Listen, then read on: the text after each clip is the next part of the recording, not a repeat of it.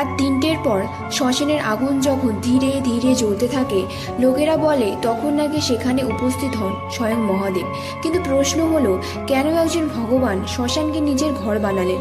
শ্মশান এই নামটাই মানুষের মনে ভয় ঢুকিয়ে দেয়। চারদিকে অন্ধকার, জ্বলন্ত চিতা আর নিস্তব্ধতা। যেখানে সবাই যেতে ভয় পায়, সেই জায়গাতেই বসবাস করেন ভগবান শিব। কিন্তু কেন জানেন? কারণ শ্মশান পৃথিবীর সবচেয়ে সত্য জায়গা। এখানে কোনো মিথ্যে নেই, কোনো অহংকার নেই। রাজা, গরিব, শক্তিশালী সবাই এখানে এসে এক হয়ে যায় ছাই হয়ে।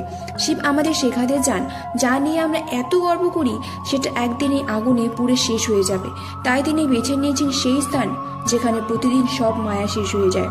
লোককথায় বলা হয়, অনেক সাধু সন্ন্যাসী দাবি করেছেন গভীর রাতে শ্মশানে ধোঁয়া আর আগুনের মাঝে এক ধ্যানরত ছায়ামূর্তি দেখা যায়। কেউ কাছে যেতে পারে না, কারণ এক অদ্ভুত শক্তি তাদের থামিয়ে দেয়। অনেকে বিশ্বাস করেন সেটা আর কেউ নয়, স্বয়ং দেবাদিদেব মহাদেব।